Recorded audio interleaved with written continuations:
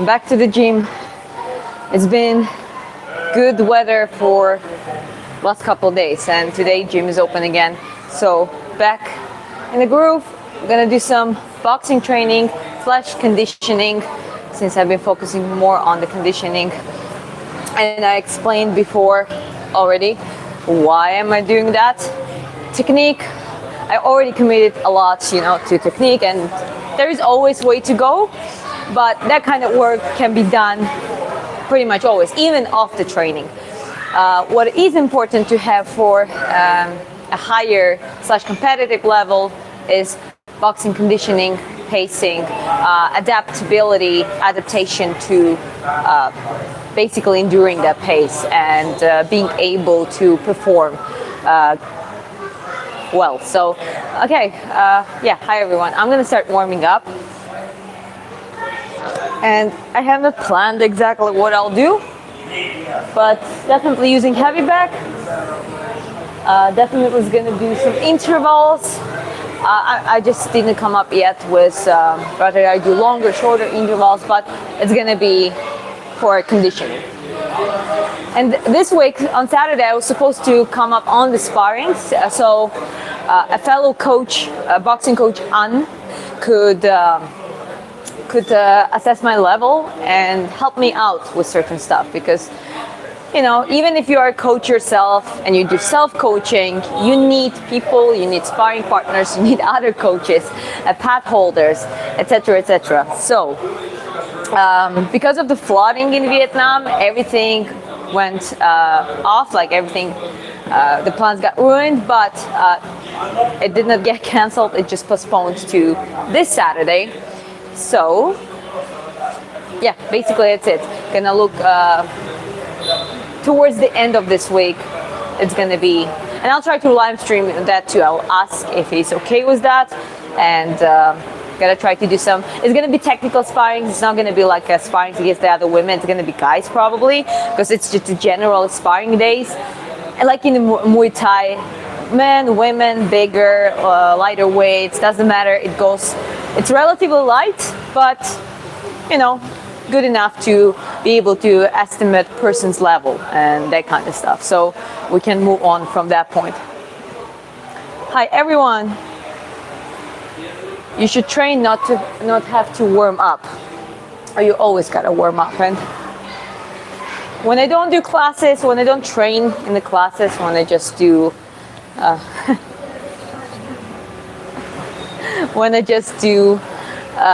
warm up by myself, I prefer to warm up slow, do the joint warm up, starting from the neck, ending with the toes, feet and toes.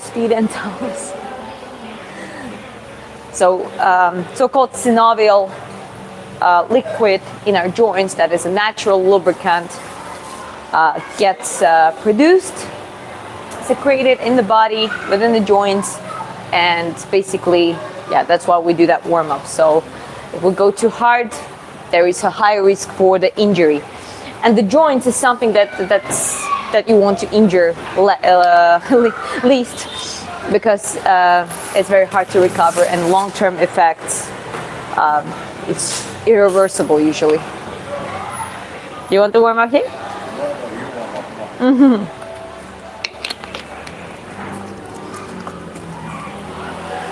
Knees.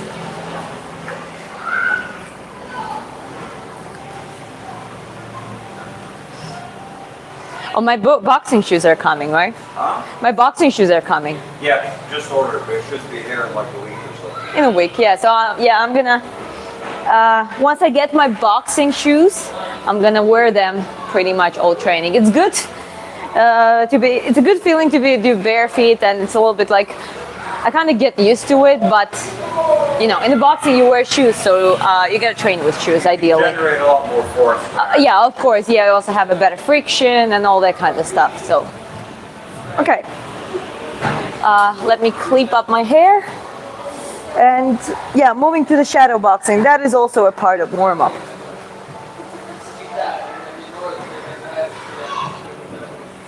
Which martial arts or sports do you practice? Primarily boxing at this point, but I've done other stuff as well. That's why I'm I like to watch MMA, specifically UFC. So I do some of the breakdowns, and we talk about upcoming events and events that already happened in my live streams. But me myself, I practice boxing and looking forward to go pro. But I'm also sharing my journey. So all step-by-step preparation, the attitude, acknowledgement, my strengths and weaknesses, all that kind of stuff, you know.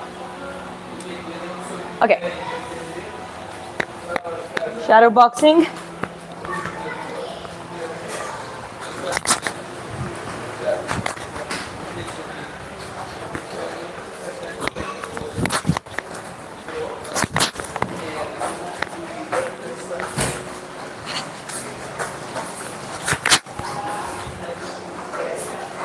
So here I'm keeping my hands a little bit in front just to create the illusion, because, you know, it creates a little bit of cover up. And then what I do, I back off. I can even use the front hand like boom, or even both, like an additional protection. But then boom, boom, like a counter if a person comes in aggressive. So it's like boom. So you see, I back off and I leave that cross, and then I go on the side step or just leave. So it's like a single puncher counter. Boom. Can keep my jab up, posting jabs, boom, boom, boom. Something like this, okay? So again, moving, not standing like this, moving, boom.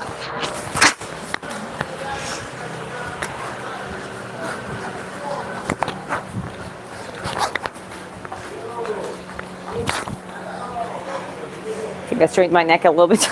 Speaking of warm up, went a little bit too hard. Okay, let it cool down a little bit. I'm married, my husband is right here. You wanna say hi? So yeah. Yeah, or someone is already blocked. My husband is training, but he's also in the chat. So he's checking every now and then what's going on here in the chat. Okay.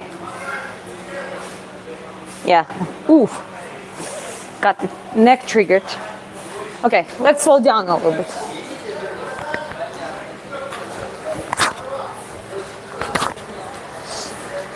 So again, same principle, keeping my hands up. It doesn't matter, like I like keep my elbows kind of locked, so it's kind of I keep them hands right here, use them as the shield to reflect opponent's punches. And again, they come in, jab slightly forward, step backward, boom, already made it. So like almost, it's not simultaneous, but it's like the boom, boom, boom. The first hand can play soft tapping jab, or just even push away, just the movement, so you can do boom, create the momentum. It doesn't have to be strictly like this. Jab, in my opinion, always can be ready up there, despite you throwing it or not, or like a landing hard jab or tapping jab. Jab is super useful to set up a counter punch or an offensive combo. Okay, so boom, boom, boom, and ending up hook, for example. So I do like bum, bum, bum, cross, and hook with the side step. You can do like a bum, bum if you want, if you don't want to change the position. So you can go 1, 2 right at the spot and still be here. Keep that position. Depends. Sometimes it's a center of the ring, right? So you might not want to change it. Like you might be like boom, boom, and again, you know, like holding the center. Sometimes you would be like boom, boom, boom. Just oh, thank you. Yeah, like a leave hook or a hook with the side step. Which boxing style am I? Well, I have some Soviet boxing influence for sure, because I've been training amateur boxing in Georgia many years ago. But now it's like different styles. I got very inspired lately by Terence Crawford. Basically, he has all the basics built up, ingrained within him, and he improvises. So that provides him that fluidity, so that he can, like an artist, he can create a canvas, not just follow that blueprint, right? Nothing wrong with the classic boxing, and that's the elements that work. But yeah, I'm aiming for a fluidity myself. Like I really want to, even if you don't, like people might say, oh, you know, most of boxers are not that talented, not that good. They should still with like basic styles.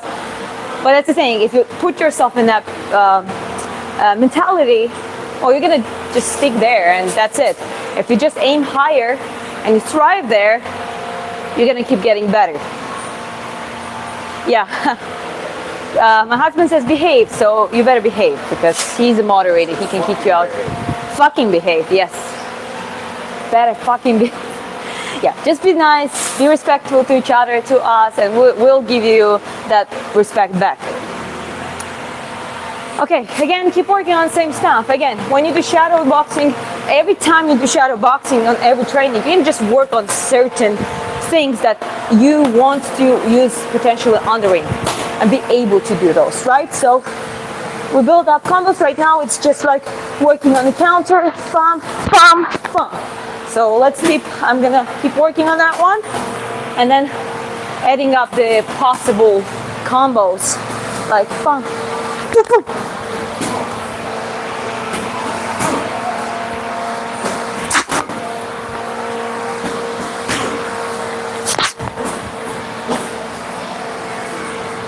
Okay, let's do like just a cross hook, and from here could be very useful. So if those two punches landed, especially if they landed, boom, go under roll. So usually when you leave, you finish with the hook. It's always a good opportunity to get closer in, cut the angle. So instead of just stopping, I mean, there's no problem. In the beginning, it can be just boom, boom, like checking, like 2 landed punches, but you keep like you check throwing punches to see what goes, what works, what doesn't work, where they have a good defense, where they don't. But then let's progress in the combo and try to continue depending on different scenarios. For example, here again, I do like pump, pump, pump. Roll immediately, and I can do same basic hook. But in this case, I will be somewhere more like not on the straight right. I would be somewhere, would get that diagonal position, and it's easy because it's like before to the they don't have enough time to like turn fast. Mostly they don't. So it can be a quite useful combo. So you're like bum, bum, bum, roll, bum. I did double side step, so I'm kind of like boom. This is like one variation. As I said, what if you want to stay more here? You can do the same, but bum, bum, bum, bum, bum, for example, like double hooks, or like 1, 2, 3. Again, can be like something like that. Okay.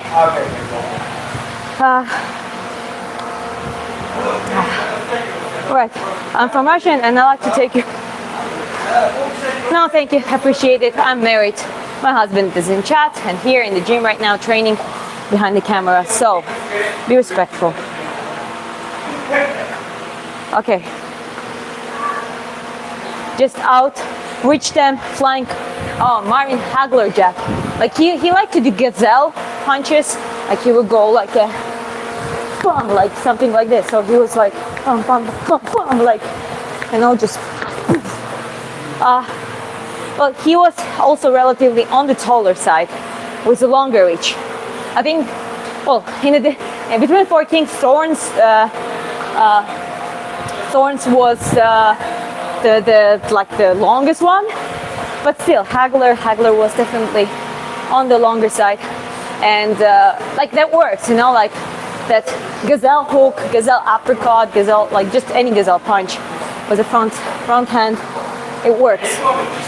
For against it, basically, especially if it's like a one, because you kind of get wired up and then boom, you release it. Usually, very often it's like a one punch. Sometimes it's like a pum pum, like a 2 or 3 punches. But here it's a good distance control. You gotta be like, you gotta be able to move. If you need to move just a little bit, you gotta move just a little bit. If you need to literally jump off, you kind of need to be able to do that. I think with gazelle punch, because it's like wiring up and literally jumping up there, trying to lock it, like lock in and kind of kill the inertia is not the best idea because it's quite damaging. So against those kind of punches, I would just try to kind of run away from it. Or you can obviously sleep, but you gotta slip it, slip that punch through and get closer to the court. You're a shorter boxer to secure the position. But if that punch lands, it has more impact than just a regular jab, right? So in that case, like, try to kind of control the distance and follow that movement. You're pro? Not yet, but trying to get there. So now a warming up phase. Now we're just warming up and going through certain combos, like the combo I'm doing now, which is like countering, or countering just with a single cross, or countering bump, leading with the, continuing with the hook. I'm gonna use those combos on heavy back too.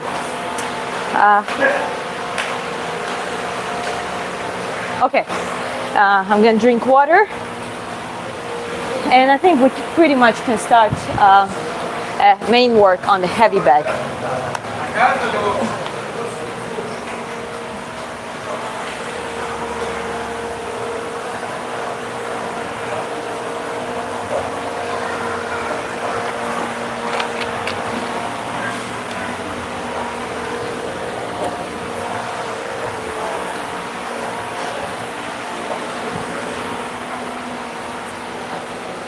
Okay, I'm gonna try, okay, I was thinking what kind of rounds to do.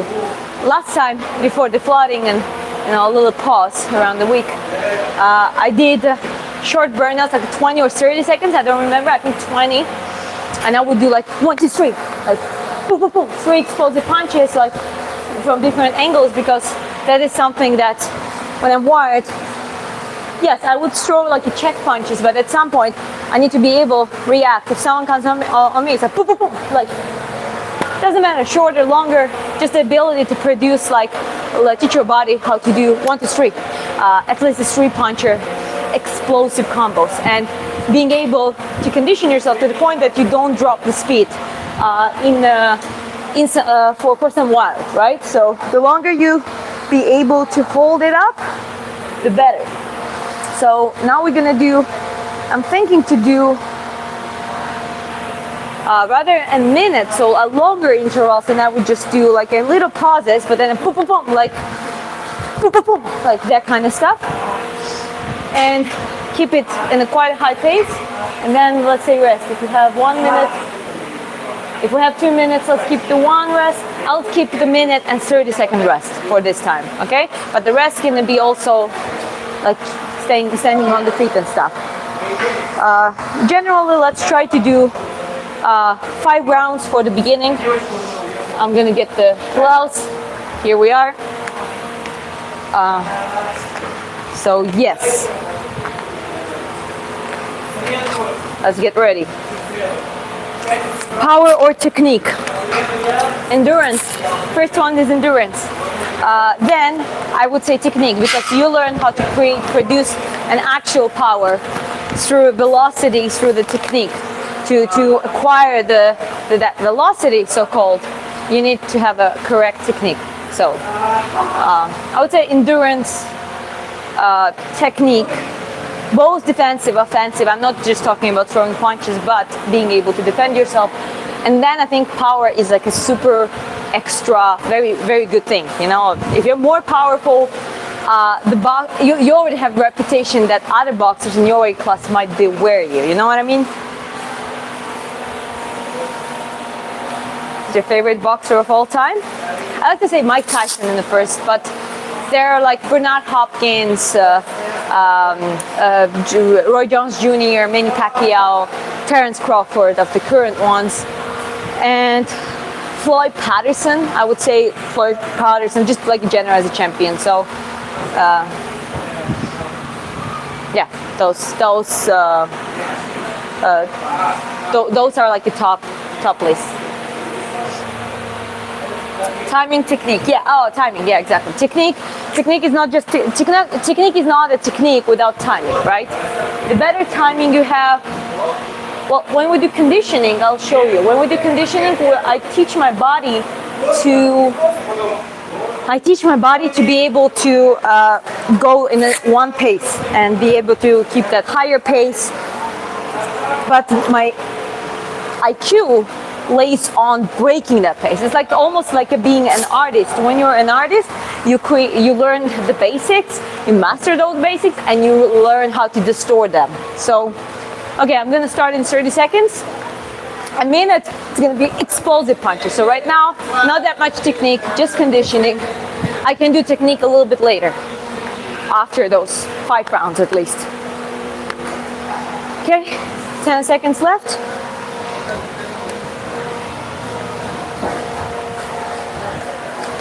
Always moving.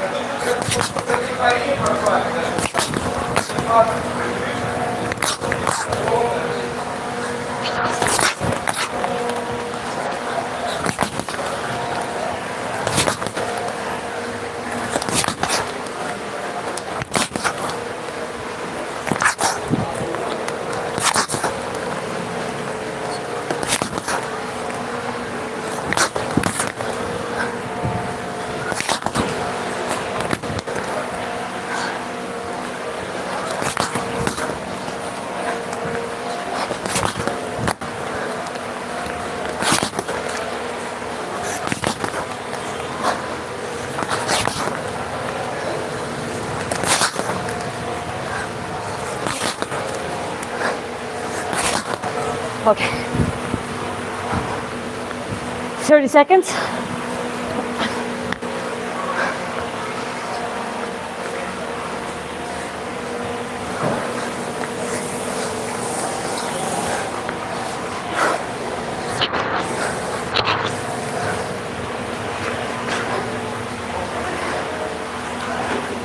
Two seconds.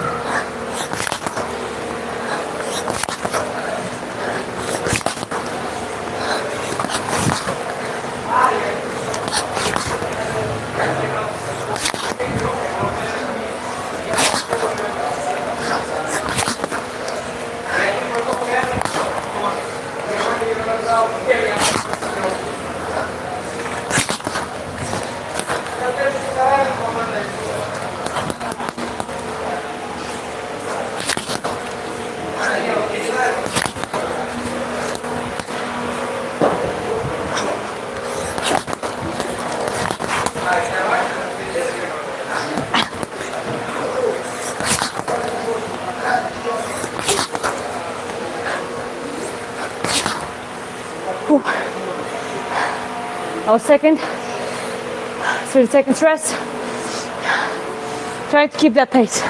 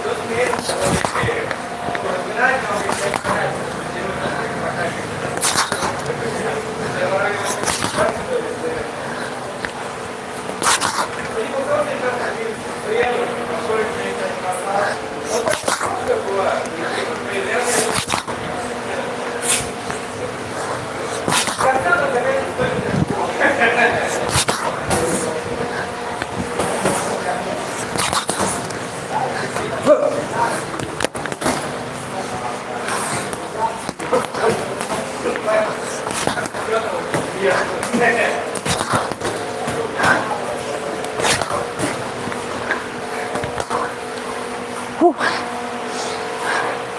0 seconds.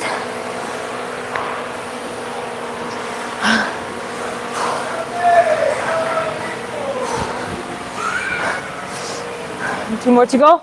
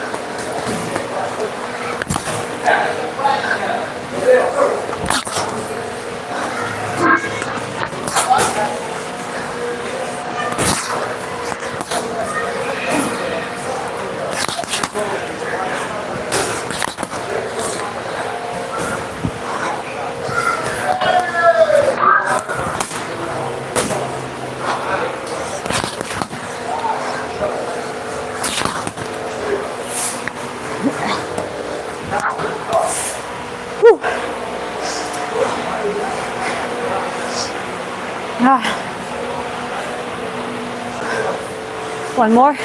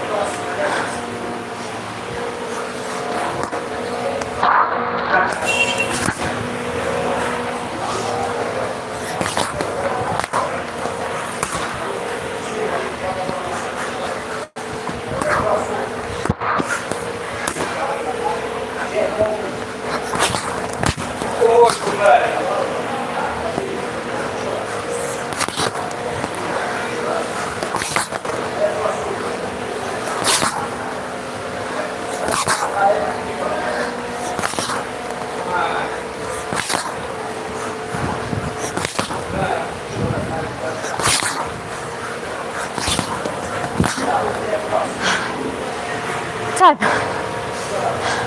Well, hello. I didn't see so many people watching.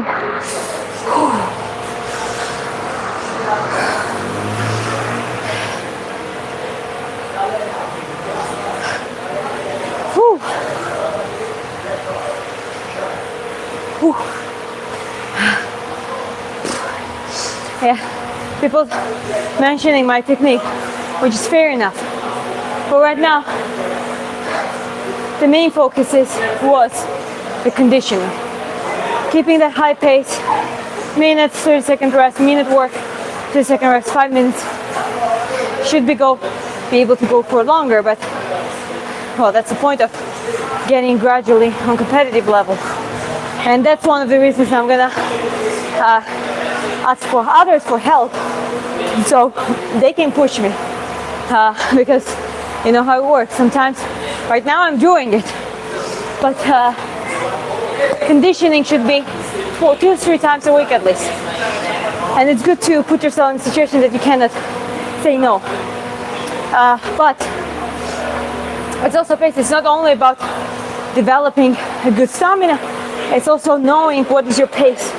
Like right now, I feel my body, I feel the pace I can't tell you exactly the pulse and stuff, but this phase was like quite active for me.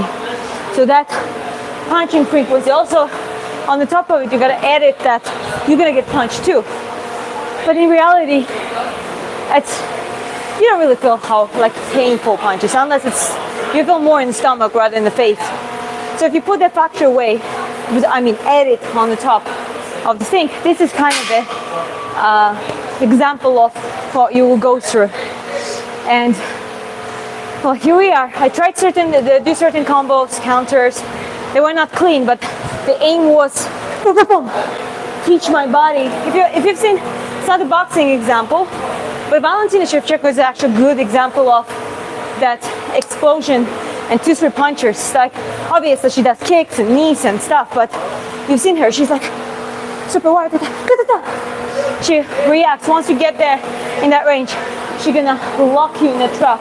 She doesn't really throw that super strong punches. But the point is that, like, what is the priority you need to focus on? You can focus on super clean technique when you do conditioning stuff, but conditioning comes first, even comparing to technique.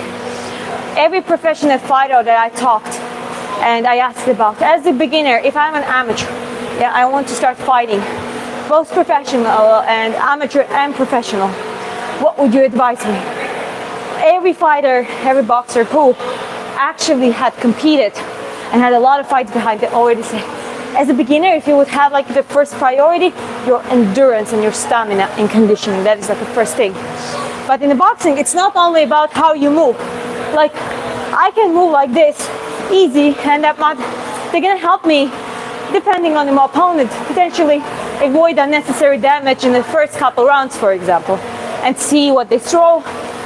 So it's good to be able to move. But there is also a punching endurance. Like, do this, boom, boom, boom. Like, not just like bam, bam when you're tired.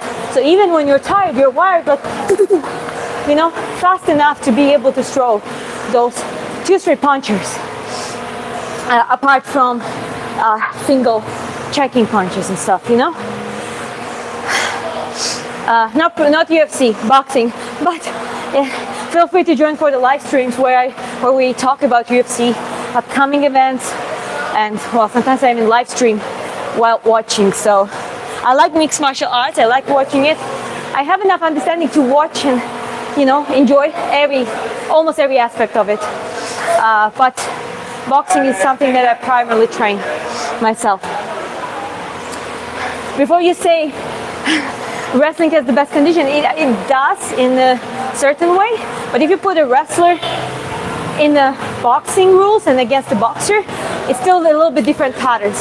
In wrestling, you have a constant pressure, a constant high pace, but you kind of adapt to it, and then you have some explosive moments when you would do an aggressive throw and stuff like that.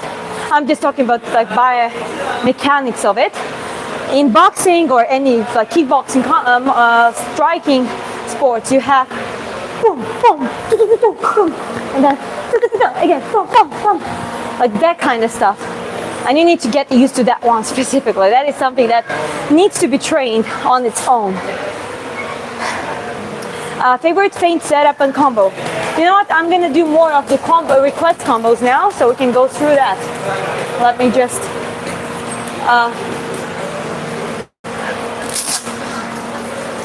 I'll show you. There's certain things that I need to practice more. There are certain things that I've done, but I always prefer to keep my hands up. Obviously, when I get tired, I like everyone else. I might drop them a little bit. But from the beginning, I like to keep my hands up, especially if it's like a quiet pace. It's like getting punches like here, boom, reflecting, boom, checking distance, like not just like boom. And the boxing and MMA, it works in some cases. In boxing, it's a little bit rough to do. So it's more like, okay, so here I'm in the position. From the beginning, I'm moving. Try not to get too much into the guard, like with a high guard, and just standing on the same position, because it's not gonna end well. Your taller opponent, potentially, if they're your height, well, it's easier to just get on the clean, for example, right? Or even work on the longer distance. Hey, thank you for super chat donations. I appreciate it. A fifth step one. Thank you. It's very, very sweet of you. Yeah, I'm not doing BJJ, but there is classes in Nachang Sport tonight dedicated to BJJ. It's MMA gym, by the way. But anyways, from here, I would throw like a 1-2, for example, pull it back, right in, not backwards. Most cases, I would just lay under and keep my hands up, even if I get punched on my hand, no problem. Then pum pum, something like this. Okay. So my goal would be like, you see, pum pum pum, something like that. Again. And then you see, I throw 1-2. I also went on the side. It's something I've been struggling years before, and now I'm trying to practice it everywhere, almost always. So hopefully, gradually in the actual fight and sparring, there's going to be one thing that I can use efficiently. Boxing, yes. Okay, so another one, beauty of the jab. One thing that you can do always after a check jab, for example, you do check jab, right? Well, second time you do it, you land it, and when you pull it towards you, you pull yourself backwards. So what you do is like, boom, boom, boom. So you're not doing 1-2. You don't split that movement. You do boom, boom, boom. You see where I am? And I even push my hands. I'm already into the body. Left hook, like right hook to the face, bump, something like this. So again, I will try it again. That's also another thing that I really, really want to practice. That's why I'm going to join. I'm going to ask Anne to help me with that one, to train and practice that within technical sparring. So watch it out again. Check jab. Boom, boom. I'm already here. Ideally, I would push to the body, but it's enough to be, if you slip that punch through, or even if they're just frozen there, as long as you get here, go to the stomach. See, I rotate on my stomach. Cover with my shoulder. Bum, bum. Okay. Someone flipped there. Anyways, hi to everyone, guys. I think that's actually quite a lot of viewers at the time, so I'm gonna try my best to engage in the chat, but I also gotta show people, stuff that people ask me to do. I'm kickboxing from UK, and I'm also impressed by try kickboxing combo quickly. I can do a little bit. I'm not gonna go a hard low kick, but I would do like bum bum bum, like a kind of something like that. Again, the reason I know how to throw kicks is because I did karate, like in maigiri, spinning, back kick, that kind of stuff. But I don't practice it anymore, guys. So if it's a little bit sluggish, well, if I go explosive, I'm gonna hurt myself. So, but I can show you the movements, that no problem. Can you fight orthodox? This is orthodox. By the way, the camera is flipping. Guys, remember, tattoo hand is my left hand, so this is orthodox. This is southpaw. And I'm not very good at southpaw, but what I started practicing recently, I'll show you. And it works.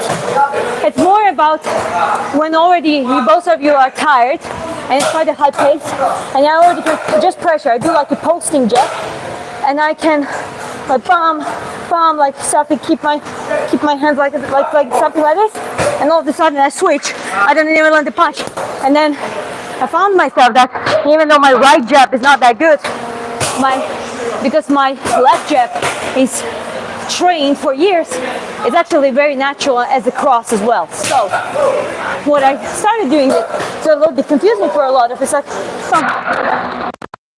you can make it close yourself, you see? I'm not having punch here, I'm having here because and then it opens, it creates like an opening to my left cross. So again, let's try it out. Bum, bum, bum, bum. It worked. A couple of times I tried in the sparrings back in Georgia. It actually worked because it was something that, well, not a lot of people do, and well, we gotta adapt to it, right? But it's very good against someone who never faced that maneuver. Okay, but back to this is actually a very good combo, and being able to lean towards the front side and have a counter uppercut hook is a very good thing to do. So hear me out. Again, jab, check jab, boom, boom. I flip. So one, I like pull it myself. I pull myself to that position. Boom, boom, boom. Again. Bam.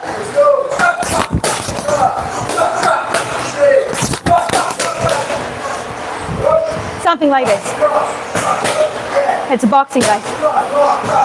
They say peekaboo stance is most closer to martial arts. Well, peekaboo has its, actually, it has a very big vulnerability in the MMA. If you try to go, boxing is more like a wide stance boxing style. It's actually not bad for MMA because you can, you need to learn how to not get, ideally you need to train some kickboxing Muay Thai to be able to do knee defenses and stuff, but this one on its own is not bad, except the only front leg is vulnerable for a takedown. But if you just go away, it's manageable if you take a pure boxing stance in MMA.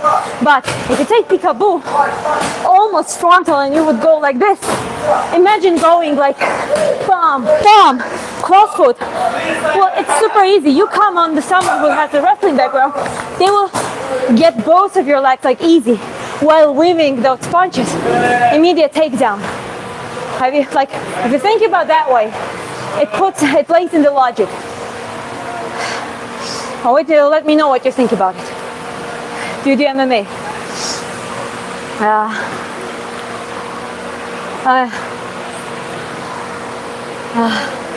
Okay. I'm a team. I want to learn boxing to defend myself. Can I do it? Absolutely. But I suggest you to go to the good boxing gym with the good, healthy members and community. It's important.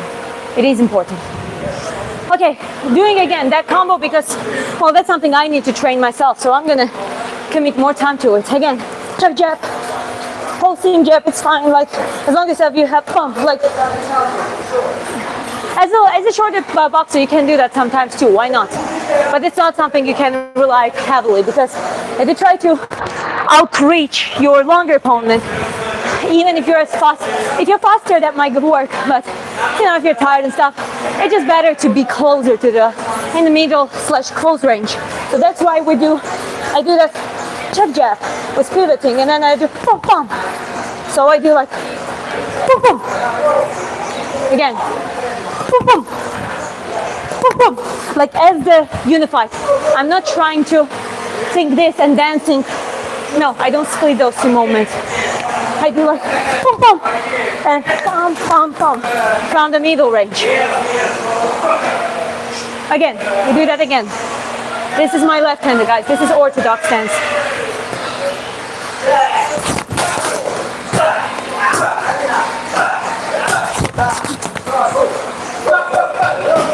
Yeah.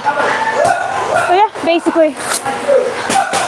Let me take a little break, okay? And I can look at the chat more.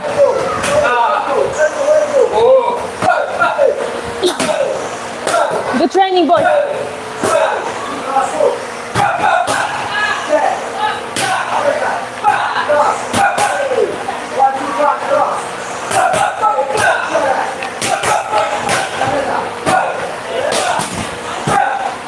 Are you amateur?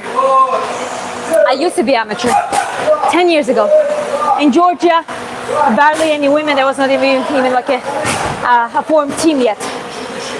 Now it's another story. I did like a couple of years. I have around 5 fights according IBA, and then I have a lot of open ring fights, but they were non-officials. So that was the period. This is how I gained experience and sparring and funny. But I wasn't that good. Then following years, I retired. Pursued personal training career, obviously providing for my family, gradually climbing up. But I always continued training. I met some very interesting people who helped me to, for example, I would throw punches like this before. But that's the thing, I didn't realize that I'm too short for that, and for my weight class. I was also heavier weight class. Now I'm going as low as I can because I'm not very tall, not very big. But anyways, and then I met a person who, for example, for my style, taught me to position my hands more like this, and then boom, and I throw a punch. Look at this, not this, boom. It's already linked. It's already clear. That bump, bump, and aiming higher. So when I do two punches, I'm trying to boom, boom, do this. So I've been training, working on technique because I love boxing. I've been watching it on and off, you know. There are periods when I stopped training, but it was always on and off for 10 years. And the last year now, like I mean this year, from the beginning of this year, I decided, you know, I'm live streaming, people asking, oh, what about you doing the fight? I was like, well, actually miss it, and why not? Why wouldn't I? Because I like coaching. In the future, I see myself coaching for competitive level. But at this point, I'm self-coaching. So let me put myself there first, you know, and share the attitude, the journey, the mentality, ups and downs, and you know, show that it's super relatable journey. It's not like, even if you become a star or even if you just get to the good level, doesn't matter. It is a super, it's a journey full of difficulties. And it's not like, oh, you see those like Usyk, Lomachenkos, you see Hopkinses and Canelos. Well, they went through that journey. Insecurities, self-doubt, finding those inner demons, finding your, you know, some natural body responses too. So this is my channel is about basically. I sub, appreciate it. Thanks. All of your subscriptions and likes and super chat donations is super appreciated, guys. Thank you for being here. I'm gonna put on gloves now, and now I'm gonna do countering cross. This is like one of the simple things, like all that kind of stuff, like 2, 3, 4 punches, sweeps. This is quite energy consuming, and you gotta train it, especially like while you have the energy in the first half of the training. Now I'm gonna go for the easier stuff, but still very useful stuff. Very useful stuff that helps you to, you know, just create and pace the duration of the fight. How are you guys? Did you enjoy it? Yeah, good. Say hi. Okay, Umed is a pro. What's up, what's up, what's up, what's up? He's a coach and he's also a pro MMA fighter. Look at him, he's ripped, he's ready, he's getting ready for his fight. That's fake. That's fake, yeah, it's like the bra. Yeah. Well, when do you have fight, Umed? When do you have fight? 20 December, guys, Tunisia. I'm getting ready, fighting HFC organization. Okay, cool. Where can people watch it? Just mention the name and whoever wants to write it down. Organization will be live in the YouTube. Okay, it will be live. Wait, what's the channel? HFC. HFC. HFC channel, yeah. Okay, great. It's like a human. It's something new. A new organization called Human. Something. Let me put the name of the thing. Yeah. Oh, go to Chris. Tell him the HFC. HFC. So Chris is gonna write it down and I'll pin it in the chat. Good guys. So yeah, you can see Umed fighting. Yeah, this is community I'm talking about. This is the people you want to be around. Okay, I'm pinning Chris's comment. Okay, so you can, yeah, I pinned it already. So you can check this one out, okay? Yeah, so if you want to check out the guy who's just in picture Yeah. doing another MMA 21st December, yeah, can you? 20th of September. 20th of September. Actually, can you write it down from the beginning, both dates and the thing, and I'll pin that one. Yeah. Anyways, yeah. Well, thank you for being, guys, by the way.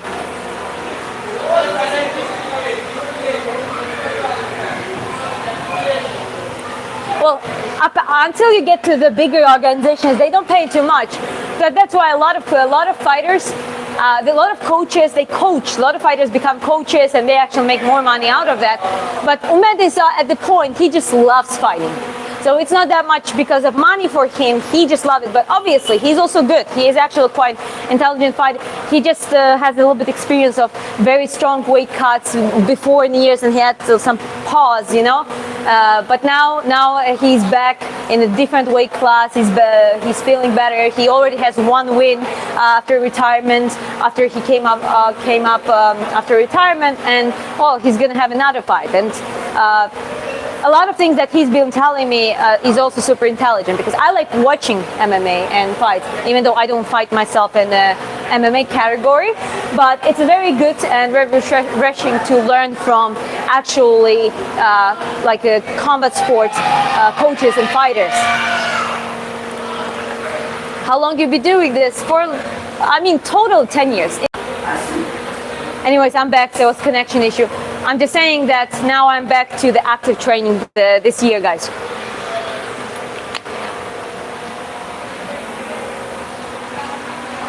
I do boxing. Okay. We shall continue. Yeah. Just pin my latest one. That's where Okay. human fighting. Replace pin the message. Yeah, good. Okay, I replace it. So that's Nice. where it's gonna be fighting. Yeah, we can check out Chris's latest comment. This is, I just subscribed. Appreciate it. Thank you. Okay. Okay, so now I'm going to go into this. As I said, I'm tired now. There's no point to go like, you know, boom, try to do 3 punches, but already tired. It's better to switch to something that is less energy consuming, but also you have practiced a lot and you're fast. Like, for example, counter crosses. So I'm here, pump, pump. So like, more like, you know, you gotta push it a little bit, pump, pump, something like this, you know? It was not a very good one, but like,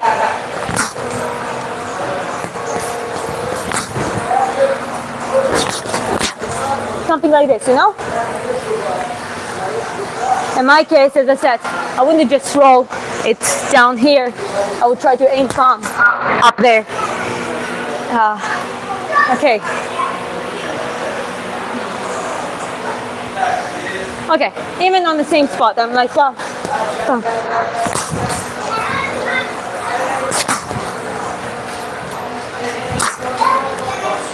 switching the stance in a sticking way, also a good way. So I'm like, come. I can even switch stance right here and go from the cross, go straight away to the cross if I'm already in the right distance.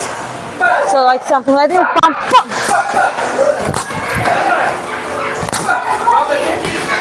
Something like that. So training like in one punchers after you're tired and you're gonna just be, you know, do your best. It's a good thing to do. Kids are playing around. Oh yeah, look at this. Come on.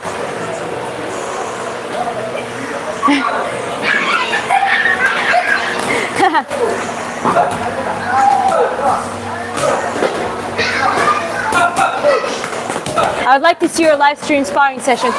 Well, hopefully soon. I was planning to join sparring on Saturday for other coach, my friend, to look up my level and actually coach me, help me out with cease coaching to also eliminate, get ready for stuff for actual fighting, make it better, you know, practice certain things, pointers. But there was a massive flooding in Vietnam. I don't know if you heard the news. It was crazy flooding in our cities. We're safe. We were in like a more elevated area, but other like it was very damaging. Gym was closed. But this Saturday, I'm gonna basically do the same, and we're gonna start working together with An, and with his permission, hopefully he gives that permission, I will be able to show. Like live stream that too. He's also like he's Vietnamese guy. He's almost my size, so it's actually very good for like him being super fast, super good boxer as well. Some sparring, he probably would give me some technical sparring experience himself as well. And yeah, as I said, working on those kind of stuff, like I'm working now on the boxing bag.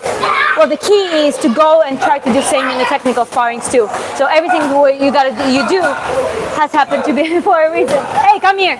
Come here. Say hi. Say hi. Woo! Hey, okay. Okay, don't punch you. That thing can be painful. Yeah, sparring will help you, absolutely. No, you gotta do sparring, but you gotta do it smart. And I have the whole narrative about the longevity and health in the sport as well, and correct way of sparring. Look up Tony Jeffries. I'm not affiliated with Guy. I think he's just great, but he speaks a lot about that, and he's been very competitive. He's like a high-level boxer. Now he's coaching, teaching, all that kind of stuff. He has a YouTube channel. He speaks about how to spar correctly for the preparation. Well, for the beginning, just keep growing my YouTube channel and well, start having professional fights, build up a little bit of record, and then we'll see. I'm gonna be realistic. A lot of stuff gonna show on the journey. A lot of stuff, like I need to check out myself in the competition first. Pre-workout? Pre-workout. Pre-workout.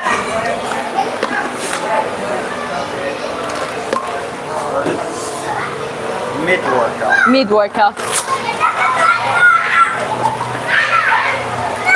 And see both of you. Howdy, Kyla. Kyla says howdy to you too. Okay, but again, bump.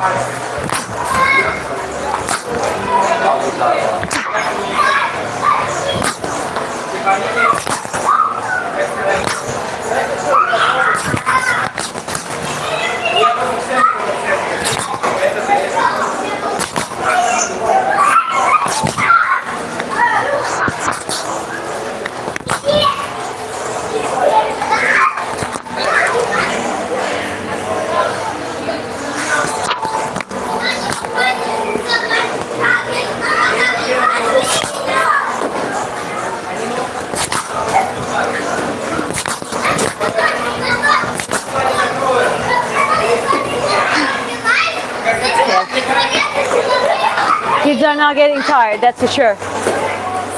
You'll object. I still have to do some cutting, like around 4 more kilograms to go 49, 48.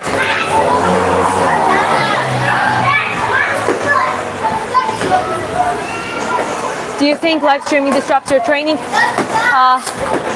Not right now. I also train other time too. It's not like I try to stream everything, because that will be a little bit distracting. But let's say if I do sections of like conditioning and I do full, actually motivational, because when you know that a few hundred people watching you at the time, you are like, it's almost like a coach watching you. You know what I mean? So it has its benefits, but obviously this is not the only thing that I try to, how to say that, compromise on my training. I fully understand that it has to be balanced between the live streaming but also committing to the training. So you can call those semi-trainings, and there are also other trainings that I do off the camera. Do you think about the United States? I mean, if I get approved with a visa one day, sure, why not? My audience is also quite a big chunk of it is from United States. And I'm from Georgia, by the way. I don't know if I mentioned it, but... Daniel, is it? No. No. Boom, boom, boom. So punch. Okay. You know, it's like doing punches and you're like bum, bum, bum.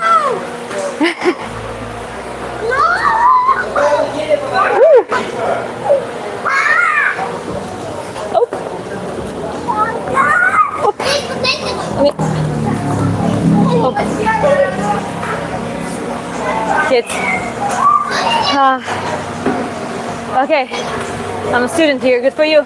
Yeah, I'm from Georgia. That's true.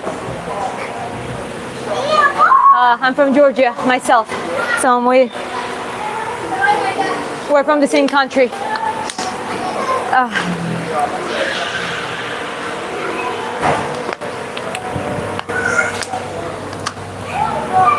Want to do it on Pat? Yeah. Okay. Here's my husband Chris, and we're gonna do a little bit of pad work together. He's been training here all the time himself.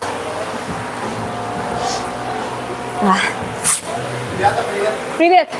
Как дела? Okay, can you come in? Here. Jump. Okay, 2. 1, 2. Good. Let's work on that one, okay? 1, 2. And okay, 3. 1, 2, 3. Good. Okay. 1, 2, 3. Nice. Bump, bump, bump. Again. Slip. Bump, bump, bump. Okay, let's do slowly, okay? 1, 2, 3. Let's do 1, 2, 3 first. 1, 2, 3. Sleep. Bump, bump. Yeah. Okay. 1, 2, 3. Bump, bump, bump. Again. 1, 2, 3. Bump, bump. Okay. Tiger this off. Bump, bump, bump, bump, bump, bump. Nice.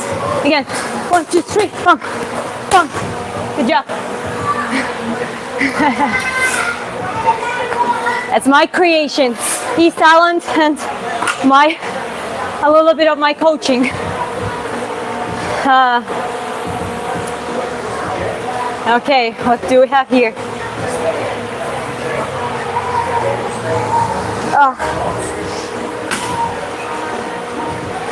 I think Merab was the most active here this year. Yeah, that's true. I think that's a record.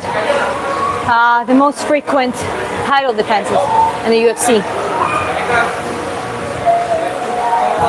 Do you ever plan for training little girls join the sport in the future as well? Oh yeah, absolutely. I wouldn't separate it. I would work with both girls and boys, but I would also love to that way create the unity that and the sport. Yeah, there are differences between men and women. There are reasons why those classes, like categories, exist.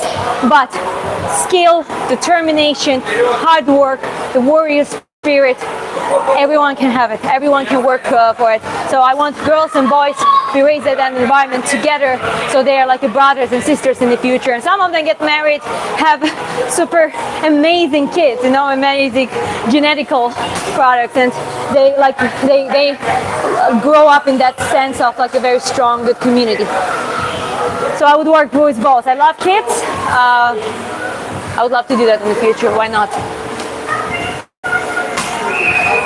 To the boxing now, I'm moving to karate. Keep up the good work. You too.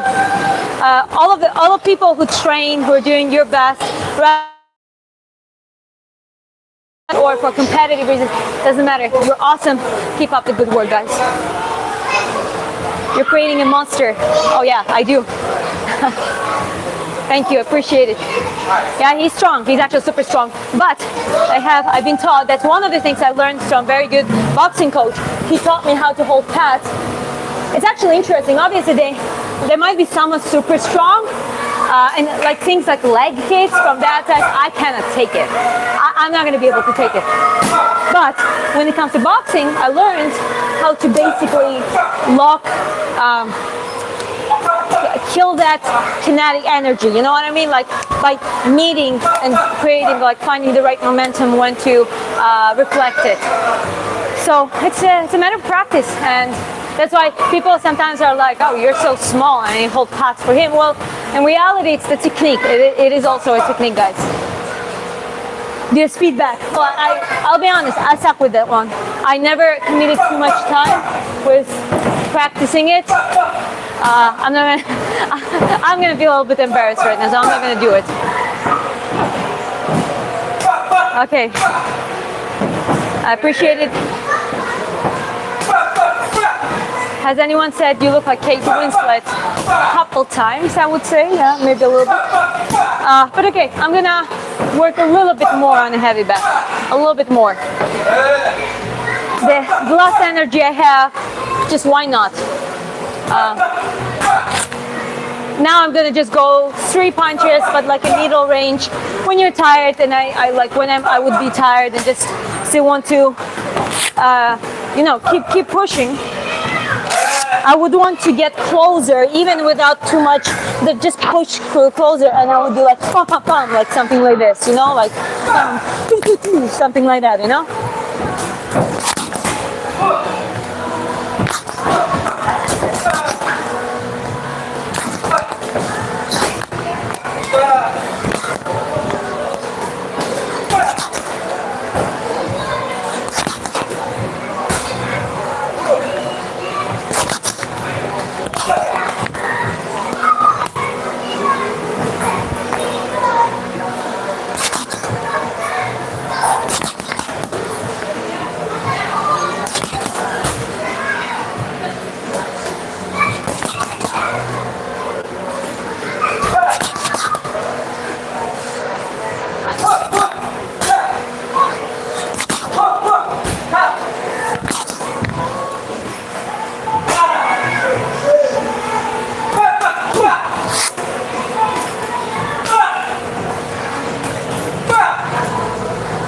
A true fighter loves the heavy back. Oh, heavy back is so much things you can do in heavy back. It's like one of the important parts, super important parts of the preparational training. Have a good day, man. Thank you. Have a good day too, as well. how do you, what like of the leg exercise can you do to generate more power in boxer?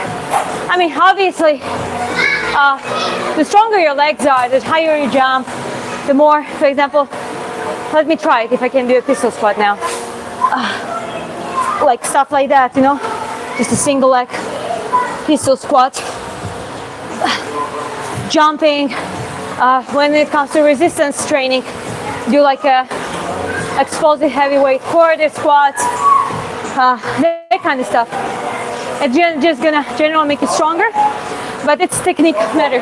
You really want to you need to learn how to use your feet. If you look at my feet, I'm not just moving my hips like this. I'm relaxed, and I learn how to create the rotation, body rotation, starting from my feet positioning, then my knee, then my hip, and then the upper body. And it translates. And obviously when you go with faster combos, you don't need to do that full movement all the time, but it's about boom, boom, boom, like even a little torque gonna be enough to boom, boom, generate. Depending on what you want. If you go like super powerful 1-2, you see, pom pom. It's possible to do that way, like pom pom. If you do what more shorter, faster punches, you see, I still have that like pom pom pom torque, but it's not as big range as I do. So it depends what you want to do, when you want to do it. Timing is important. So you might try to go bam bam to a good powerful combo, but in the wrong time when your opponent already read you through and anticipated. It's an unnecessary waste of energy. From the other hand, if you watch Crawford Canelo last fight, you could see a lot of punches. He wasn't even jabbing with power. He was just annoying him, waiting until he opened, and he would do uppercut hook, for example. That was super cool. So, depending on the strategy, depending on the dynamic.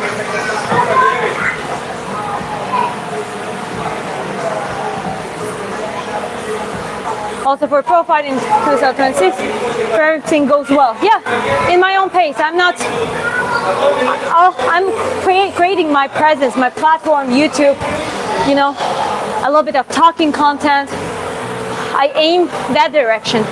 But I'm also, you know, nothing stops me from train, try to be athletic, get fights actually, and grow and challenge my fighting IQ. This is an amazing process on its own. So, I don't know, some people might expect me to become Walsh a bit. Maybe that happens, I don't know. Maybe I'm that good after that work I put in. If not, it's still not the main goal. The main goal is to show the journey, make it relatable, and make people understand that everyone can do it on different levels maybe, but you can learn it in a good level. It's gonna give you tons of confidence. It's gonna give you self-awareness, environmental awareness. It's gonna give you community, and it's gonna give you health if you also focus on the long-term health. And here on this channel, me and my husband as well, he usually through the chat, he doesn't like to be on the camera, but we both talk about importance of sleep, nutrition, recovery, rest. Sleep is / recovery, but also giving yourself time between training, for example. Training to training, have enough time to recover your neural system, your muscle groups, depending which one train. So more, all of those approached, backed with an updated science that, well, all of us can look up, and I always encourage everyone to research stuff. And nowadays, I think it's the easiest thing to do now because you have AI, Google search. It's very easy to commit a little bit of time to it and actually do quite a simple research. So yeah, welcome to my channel, all of you guys. What does your shirt say?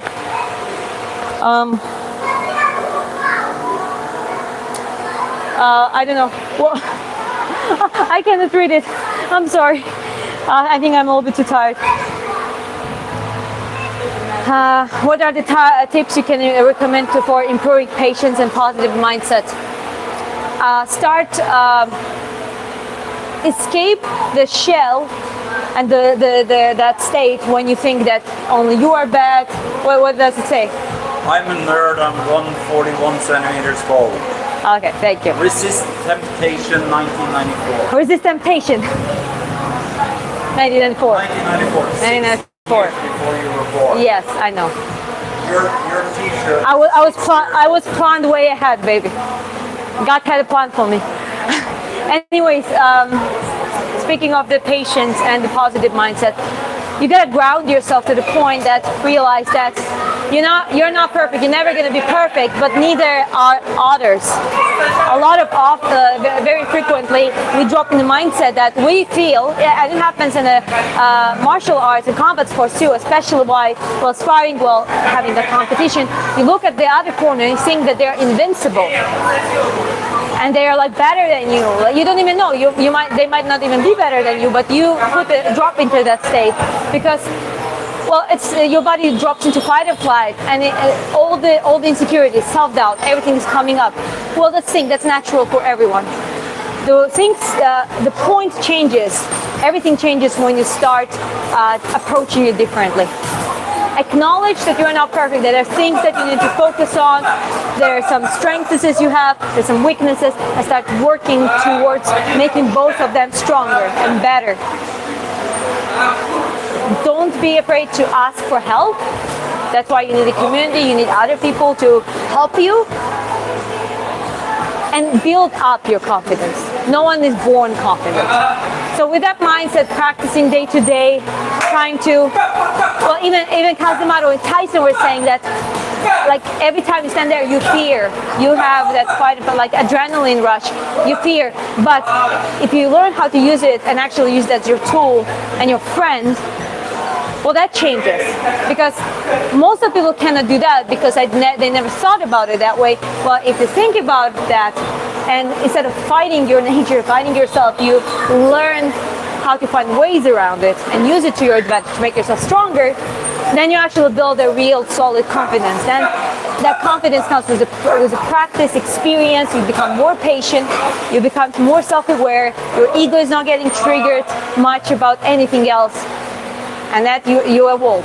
So it's a day-to-day practice, guys. It doesn't happen on its own. You all are seriously the cutest. Thank you. In Asia, they do this. A little funny story. We have a Cuban friend who is working as a dancer, and she says that some girl came to her, like Asian girl, and she's like showing her this, and in like this is like, give me money, and she's like, I don't have money, you give me money, and she's like, then she found out that it was just showing love and appreciation. Chris says, boxing alone leave you open way too much. Yeah, for MMA, yeah. But if you train things individually, you get better, and everything combined, I can think this is how a lot of new fighters are training, like Ilia Topuria and others. Yeah, I think that's a very modern and smart approach to the preparation in MMA. Even here in this gym, there are separate classes. They don't have wrestling class, and I think they, like in MMA classes, they shoot at pure wrestling. But they have BJJ, yeah, they have kickboxing, they have boxing, and some gyms there are more advanced classes, so you can basically just attend all the classes and practice all of it in the separate days. Sun is finally up. See you later. Have a good day. Good job. What does not kill you what does not kill you makes you stronger. This is Umet's coaching, guys. Okay, I'm not gonna. He did a good job. He did a good job, yeah. Well, babe, say hi. People don't see you too much. Just say hi. Show your bicep. Okay. Yeah, I'm turning it around. I'm Georgian. Same country as Mirab Dvalishvili and Ilia Topuria. Sakartvelo'dan var. Dalmarcos. That's a very good question. What's something you want to improve on as a boxer?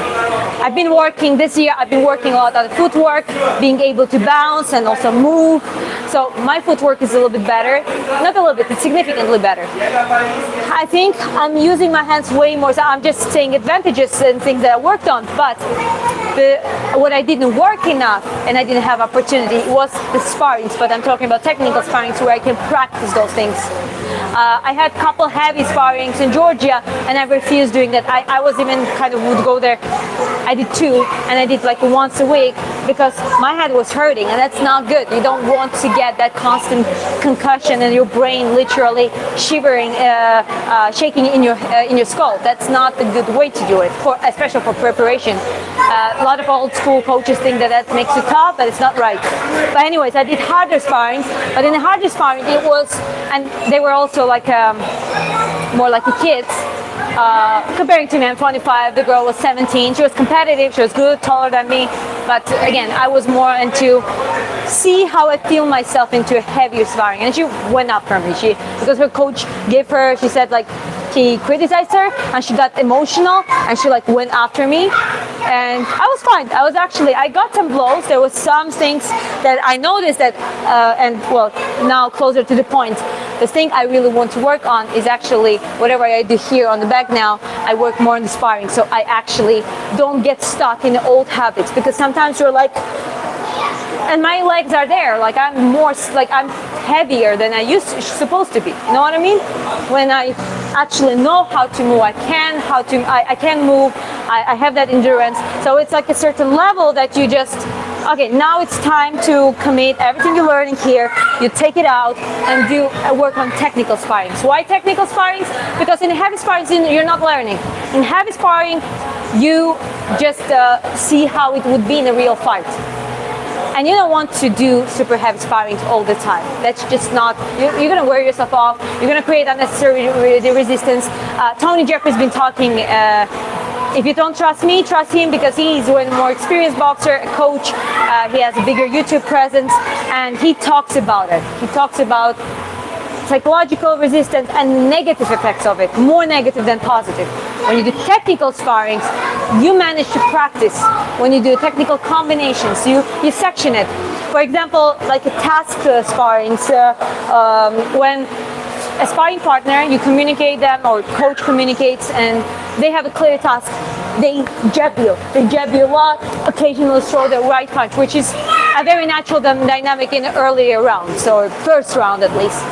And what you have to do is you need to work on a certain combo, not just freestyle, you know, like stuff like that.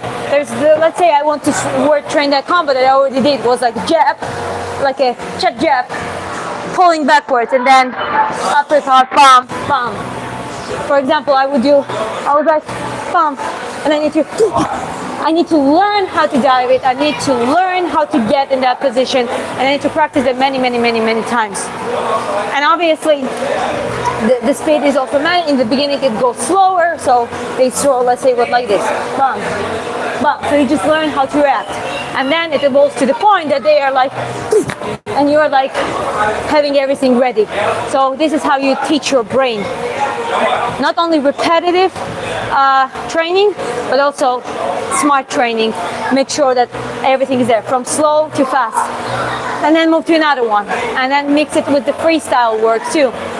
And then here we go. You have certain like the combo arsenals that are just good for you. They just work against taller opponents, for example. And you just evolve as a boxer. It doesn't become. It stops being just brawling and surviving. It becomes more than that. You know what I mean? Howdy. Texas. We love Texas. Texans are cool. I have a family from Finland. Well, that's cool. Finland is cold. But anyways, guys. Let me see, I still have time, so feel free to ask me questions or ask me to do some combos. I'm still fine. Later tonight, I'm gonna have a karaoke. A lot of people might not know, but I do karaoke nights too. I'm hosting a couple times a week, so that's kind of like an entertainment section of my YouTube channel. So feel free to join for that one as well. What combo do you like? Any combo that gets me in the middle to close range. there's a lot of misconception about that. Oh, you don't like, just you go there. That's like that's an efficient way to do it. You need a specific footwork for it, right? And distance control. So you do like jab, jab, but because I'm shorter, I would want to do it with a pivoting or like a phantom step in, and I was like, boom. And then second time I do it, like once I see that, I reached out actually, I do the same, pull it backwards. So I would do like, for example, pump, pump, 1, 2, 3.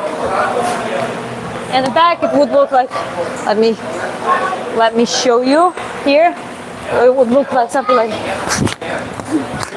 I can even switch because once I get closer to the body, it's easier kind of to push against them and rotate and stuff like that, So combos that let me cut through in the most efficient way are the ones that I like the most because they work the most for me. You look like my grandma when she was younger from Lebanon. Very strong and you too. Oh, that's great. Strong ladies, strong. I want to be a strong grandma one day. Mike Tyson and Manny Pacquiao both defeated boxers larger than them. There are a lot of boxers who defeated. Look up Floyd Patterson. He was actually Cass's student before Tyson. So he was also from the generation of the smaller heavyweights. So then I think he had the loss against the Hermanson, and then he won the second one, but then he lost against Sonny Liston, and Sonny Liston was one of the first, like a massive heavyweight generation. So Floyd Patterson, even after that, he fought a lot of opponents bigger than him, but he still had that peekaboo style, and he was super explosive, super powerful for his weight class. If you went to light heavyweight or even middleweight, I think he would be even he would be a beast.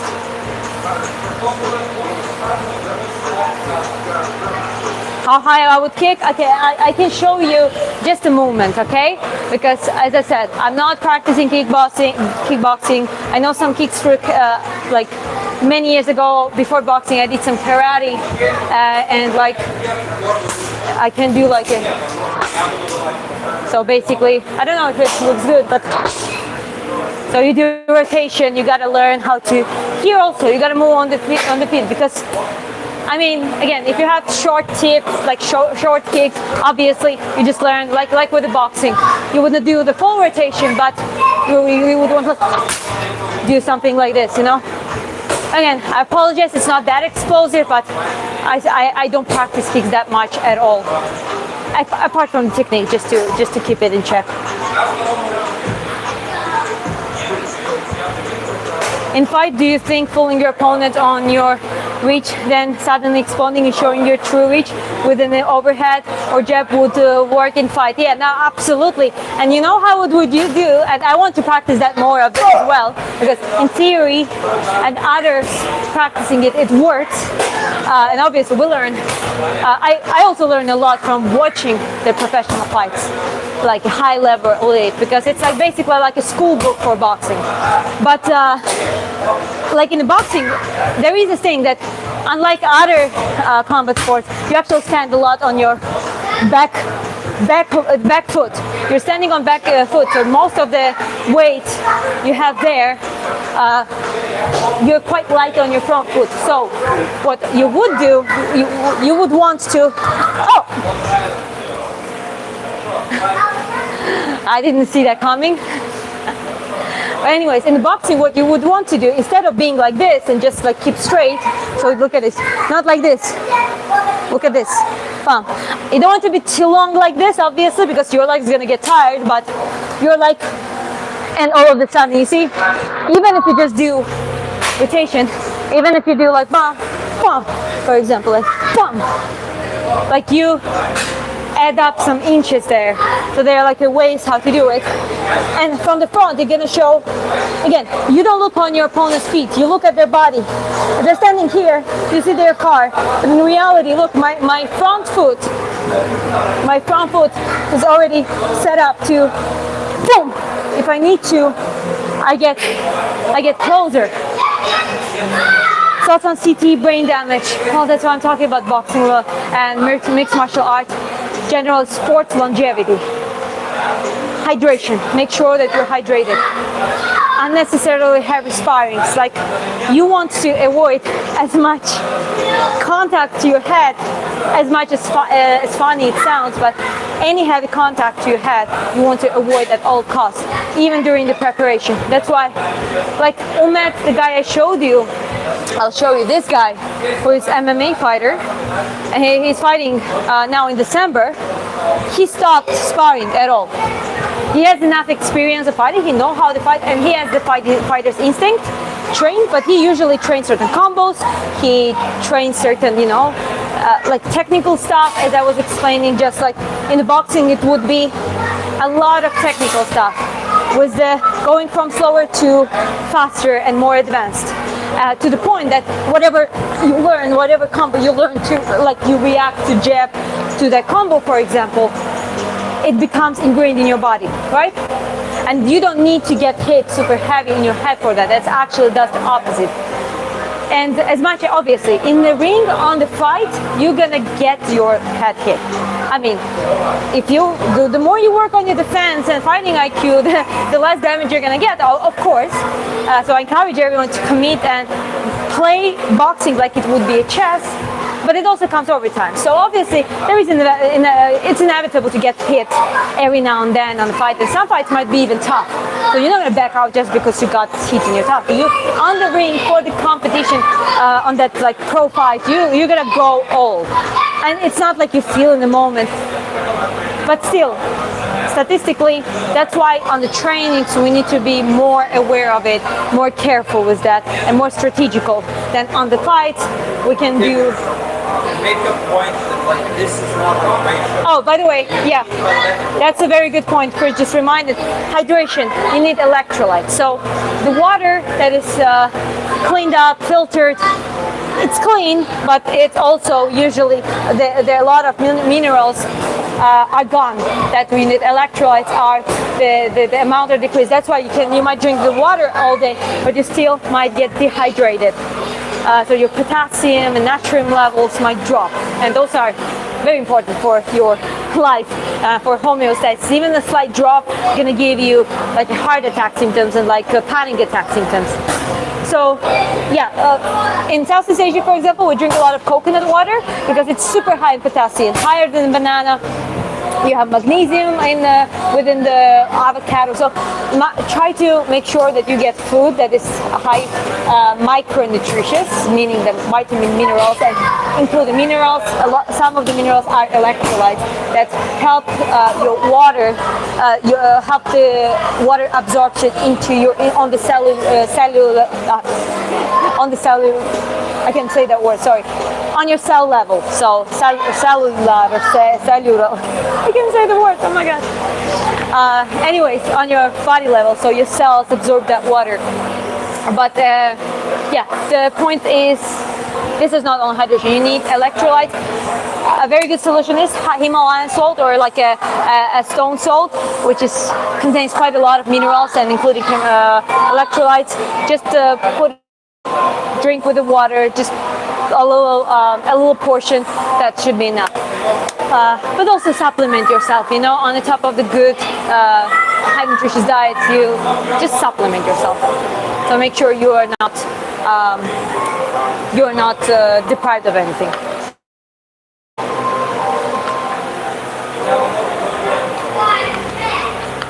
How to fix my gut? Probiotics. You need to some of the fermented products. Very often it's I guess kombucha.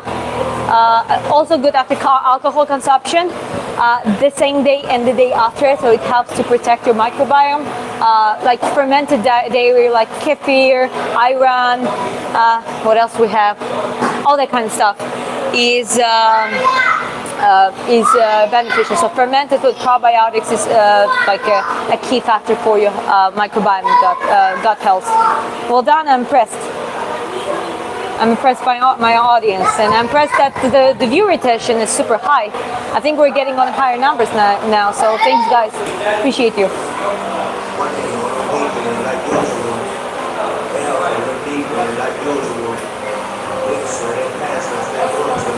Okay. Thanks you for teaching a general technique. Keep it up. Appreciate it. Thank you.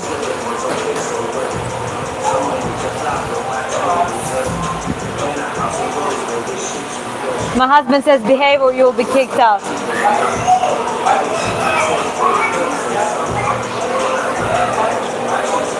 Happy excellent week. Happy week to you too, guys. I'm going to the chat now. I'm Georgian doing boxing. Who is beating child in the background? I know. There are some children, they're beating each other, but with a foam stick, so nothing, you know, kids being kids.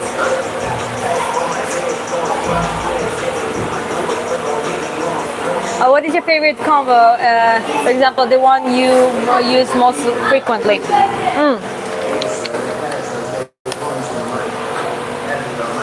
I would do like a check jab, sleep, keep the hand up just to be comfortable by getting here, because it wouldn't be just like if I just do a lean like this, I open myself to an easy counter. But if I do like a check jab and I hop in by way of sleeping, then I would go stomach, hook to the head. So that's, I guess, one of my favorite combos. It's like boom, boom, boom, boom, boom, something like this. Okay. Chris is my husband. Yes.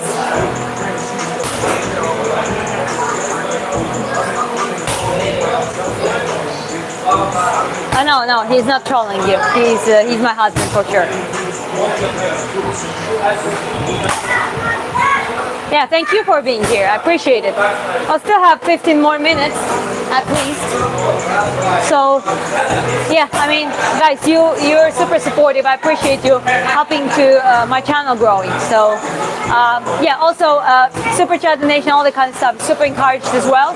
But again, it's up to your free will.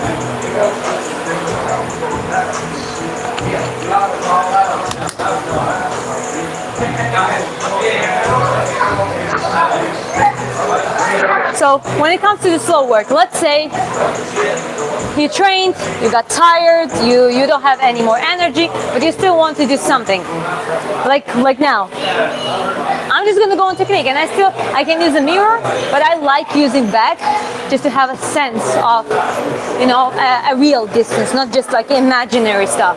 I love shadow boxing, it's super useful, but I find it more beneficial to work against the back even for the distance control. So now I don't even need gloves because I'm not gonna go hard. I'm just gonna learn how to do bum, bum. That's it.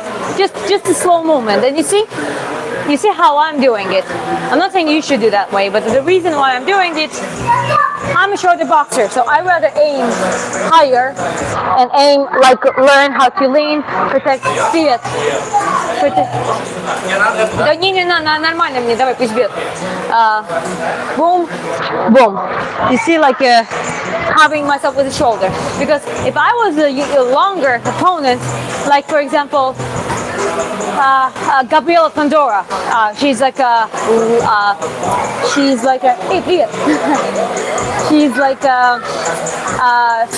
female flyweight boxing WBA world champion.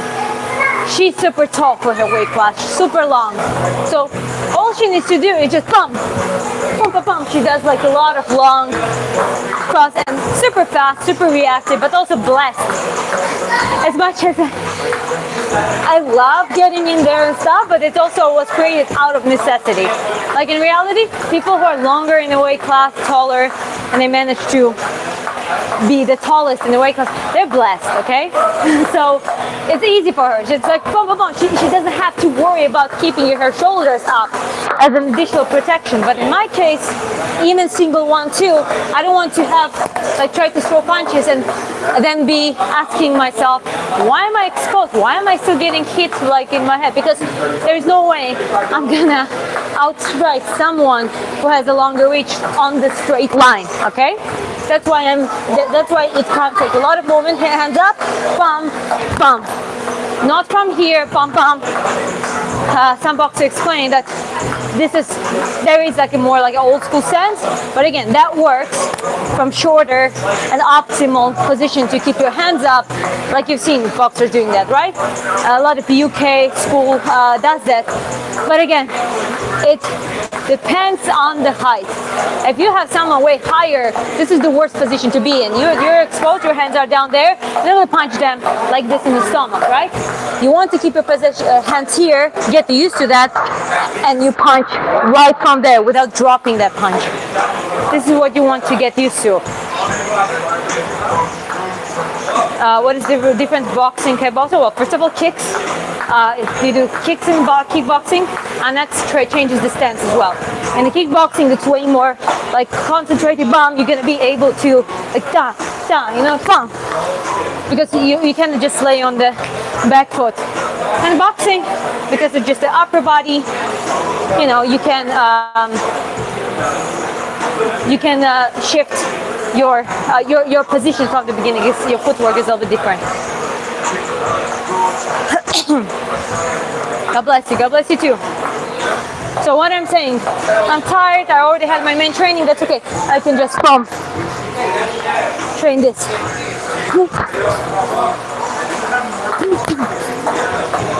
I'm not putting any power in it, but what I'm doing is I'm doing like boom, boom, controlling my movement on areas.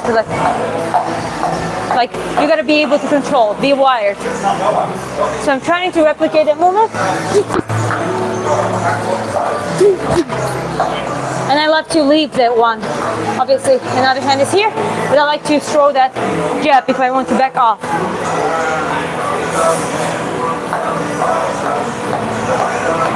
I never seen a Tai Chi handling MMA, unless they also do MMA. Because the real fighting is not pretty. It's not about this. It's dirty. It heavily relies on the stamina, heavily relies on power and speed, timing, fighting IQ, that kind of stuff. Okay, again, so bump, pop. And you don't have to switch combination, just go like 1, 2. Like, so now I'm working on that technique, so I'm more likely to keep my hands here rather than just even when I get tired.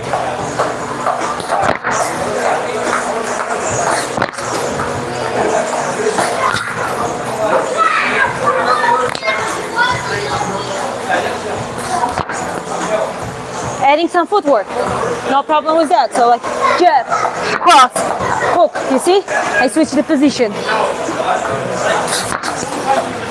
Okay, bum, bum, bum. Bum, bum, bum. Bum, bum, bum. So there are levels to what you can do in entire training. You go most active and do the hardest stuff in the beginning. Endurance training, conditioning, heavy punches, 2, 3, 4 punchers, harder advanced combos to do that more in the beginning. Then once you get a little bit tired, but you still keep 1, 2, push your conditioning, switch to 1, 2, 1, 2, classic. The basics always work. So if you're able to do your basics when you're tired, you still KKS, you still got it, you're still dangerous. 1, 2. And now you're like tired, boom, boom. When you're tired there, that's okay, rest a little bit. Do a little bit of shadow. Same combos. Work on the same combos that you already did in training. And then in the end you can play like just if you feel like your legs are not moving well, your rotation is not good, just slow down. Hey, come here. Come here. Come on. Come on, come here. Do a little pad work. I see you. Anyways. 1, 2. Just to stop. I'm already not training, but I'm training it here. Thumb, palm.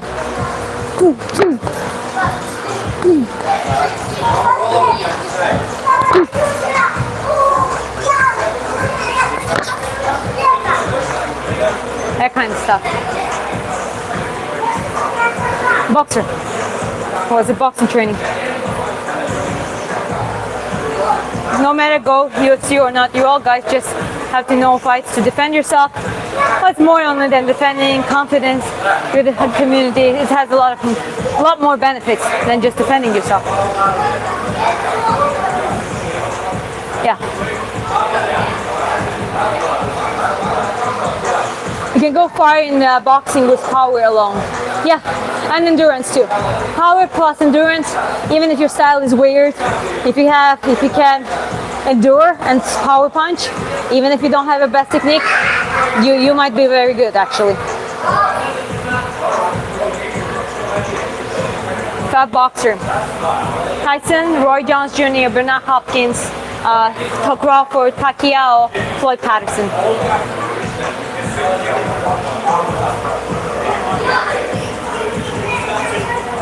The long guard with that right hand reminds me a little bit of Bivol. Bivol is amazing. One of the best footworks. And his boxing is beautiful. He's like one of the boxers that has a beautiful style. For me, for example, if we take David Benavidez, for example, he's super dominant, blessed with his reach and like crazy. But his style, I don't really like it. To me, it's not the beautiful style, but it doesn't really matter because he performs. But you have boxers like Bivol, Crawford, Mayweather. Yeah, you have boxers like that. They're like different style technicians, but they are technicians. And basically, I think Canelo is also great, despite maybe he is a little bit behind on the footwork comparing to that elite level, like because Canelo outperformed a lot of technicians. But Crawford and Mayweather are another level, and Bivol. Okay? But despite that, he's super powerful. And have you noticed the Canelo throwing punches? He's one of the few, I think after Marciano, like Rocky Marciano, hitting arms, like boom, super powerful blows. Like even if you do like this, it's unpleasant. And yes, it might be with a caution, but it's super unpleasant. So it's actually a good thing, it's a good strategy to do. You don't have to rely heavily on that necessarily, but every now and then, don't hesitate. Don't try to only aim for the face. Aim for the arms. Throw it here, stomach. When it's hurt inside here, it's gonna drop. It's gonna create the whole opening to your face. Yes, Canelo has power, but as I said, he has the certain very interesting nuances. Who else do we have? With Triple G. Triple G, I remember because of the Canelo trilogy. Triple G is one of them, like also one of my favorite ones. There are a lot of my favorite boxers. It's just hard to say the whole list. But do you remember, like, except him, super powerful, great chin? Have you noticed Golovkin doing like a little, like a face? He would just rotate, like he would rotate face as a sweep. He would do super fast. I don't know how he does that. I never done it. Like even now I tried, it hurts my neck. But he had a very interesting defensive style, almost the way that people didn't realize that he actually has a good defense. But he obviously he was not the most defended boxer, but that was like a very interesting shift, like a very tiny, minuscule shift that he would use to actually decrease the impact of the thrown punch.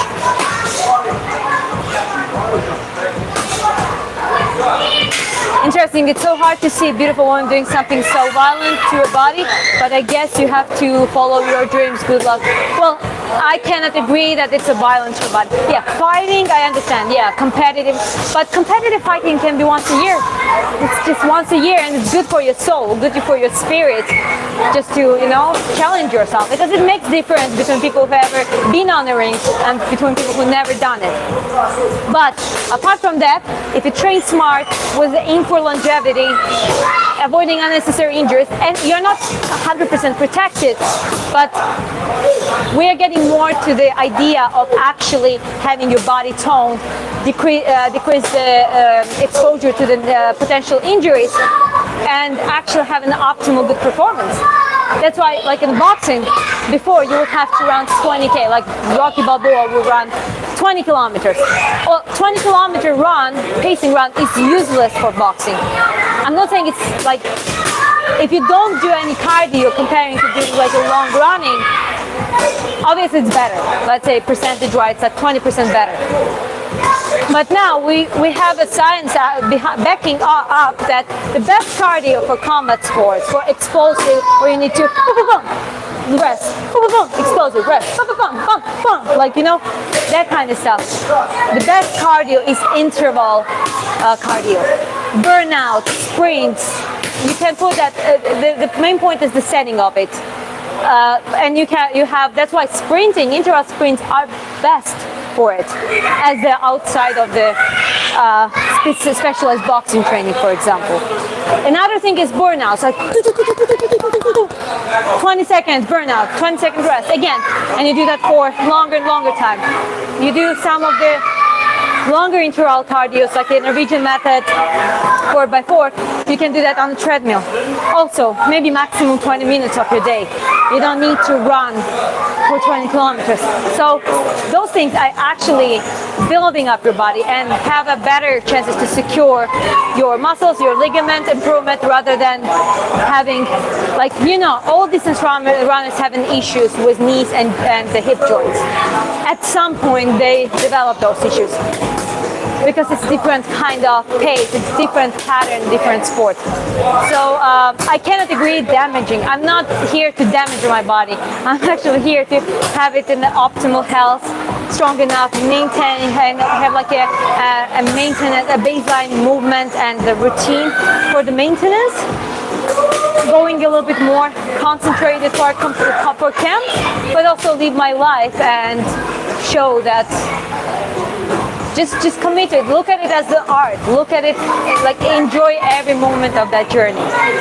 Trains your brain too. If you're preparing not only for fighting, but actually playing that game, like in boxing, as a chess. If you train yourself as you would train as the grandmaster in the chess would play, it becomes way more exciting.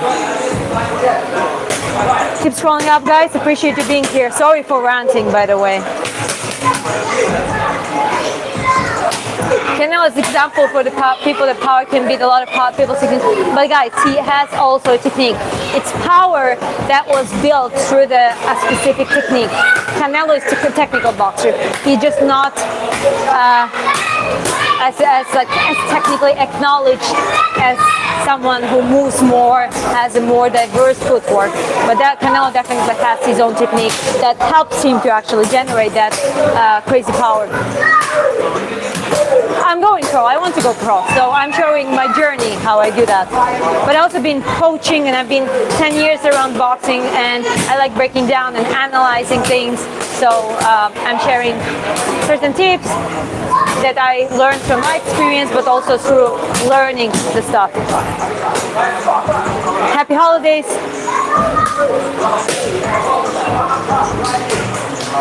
Okay, Habib comes out, the boxing's not gonna go too much of the boxing. It's gonna go into wrestling, you know that.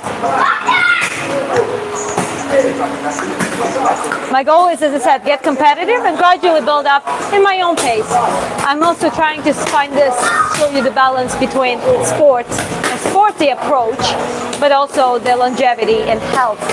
So, yeah, trying to have it all. Hey, San Francisco, hi. Cool to see you. It's the morning in US, so good morning to you guys. You're fast.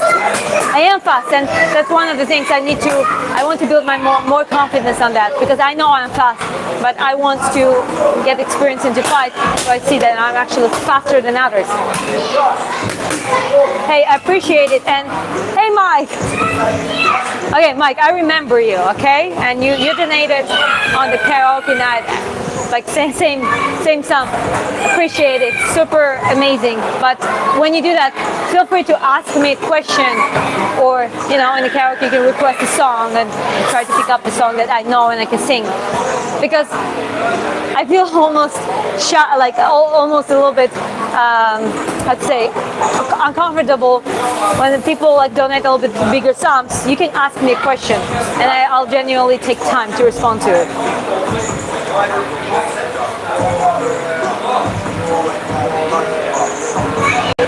Can you train me? I'm Drew the black belt. I want to be UFC champ. I mean, I can do, if you take any useful stuff from when it comes to the boxing, and you can, like Tapurias do. They do separate training and everything, but they definitely take something from the boxing and they put it in MMA setting. The things that are going to be useful, the boxing elements that are useful in the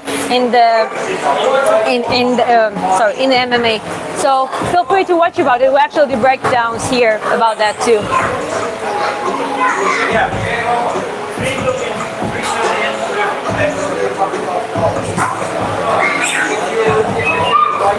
Conditioning and the referees play a heavy role in the fighting sports.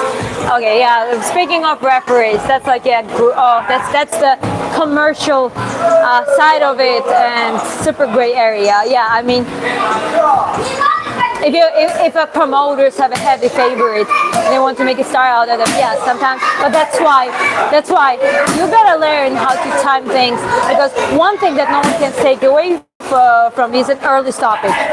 So let me turn. So yeah, Umet is training his personal coach. Yeah, come on, come on. You're doing amazing. Really good kicks, come on. Wow. I thought that this guy is training for himself. But look at this. Look at those body shots. This is what we are here about. This is what we try to promote.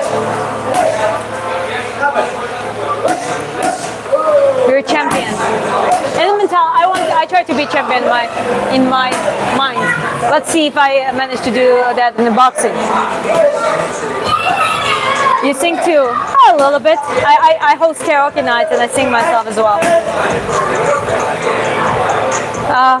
Like and subscribe, share. God bless you. God bless you too, guys. I appreciate you. Super appreciating.